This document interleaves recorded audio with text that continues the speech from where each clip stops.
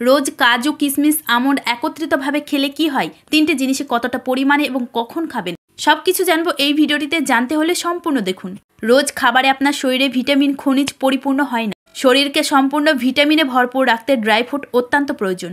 Dry fruit শরীরে ঘাটতি পূরণ করে। এতে রয়েছে vitamin E, calcium, carbohydrate, copper, manganese, magnesium, zinc এবং প্রোটিন। এছাড়াও রয়েছে আয়রন, থায়ামিন, ভিটামিন বি, কে এবং পটাশিয়াম। ড্রাই ফ্রুটসের মধ্যে সবচেয়ে পরিচিত কাজু, আমন্ড এবং কিশমিশ। আর এই তিনটে শুকনো ফলে রয়েছে প্রচুর পুষ্টিগুণ। পুষ্টিগুণে ঠাসা বলে যে অতিরিক্ত খেতে হবে তা কিন্তু না, বরং এগুলি খাওয়ার বেশ কিছু নিয়ম রয়েছে। এতে ভিটামিন ই রয়েছে যা ত্বকের সৌন্দর্য বাড়ায়, ত্বকের উজ্জ্বলতা বাড়ায় এবং ব্রণ হতে বাধা দেয়। চোখের নিচে বলিরেখা কমায়, মন ভালো রাখে।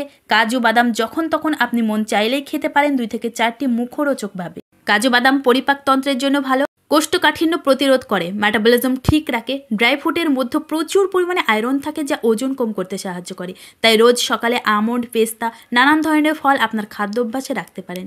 তবে এর পাশাপাশি ফাস্ট ফুড, তেলে ভাজা খাওয়া চলবে না, তাহলে উপকার হবে না। আর আপনি হয়তো ভাববেন যে ড্রাই ফ্রুট খেয়ে আমার কোনো কাজই হচ্ছে না। কাজুতে থাকা ক্যালসিয়াম দাঁতকে মজবুত করতে সাহায্য করে এবং হাড় শক্ত করে, তাই নিয়মিত খেতে পারলে খুব ভালো হয় স্বাস্থ্যের জন্য। বাদাম এবং কিশমিশ চুলের গোড়া শক্ত করে, চুলের বৃদ্ধি এবং সৌন্দর্য বাড়াতে সাহায্য করে। তবে হ্যাঁ, প্রয়োজনের থেকে বেশি কাজু খেলে কোলেস্টেরল বাড়তে পারে। এগুলি খাওয়ার নিয়ম: রোজ রাতে 4টে করে কাজু বাদাম কিশমিশ ভিজিয়ে রাখবেন। আপনি চাইলে কিশমিশ 8 থেকে 10টাও রাখতে পারেন এবং পরের দিন সকালে খালি পেটে এগুলিকে সেবন করতে হবে।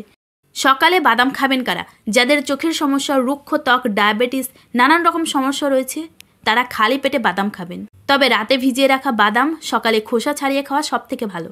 আর যদি কম হিমোগ্লোবিনের মাত্রার সমস্যায় ভোগেন, তবে ভেজানো কালো কিশমিশ খাবেন। কালো কিশমিশ ভিজিয়ে খাওয়া বেশ উপকারী, তবে খেয়াল রাখতে হবে কোনো রকম সমস্যা হচ্ছে কিনা। সমস্যা হলে আপনি ব্রাউন কিশমিশও খেতে পারেন।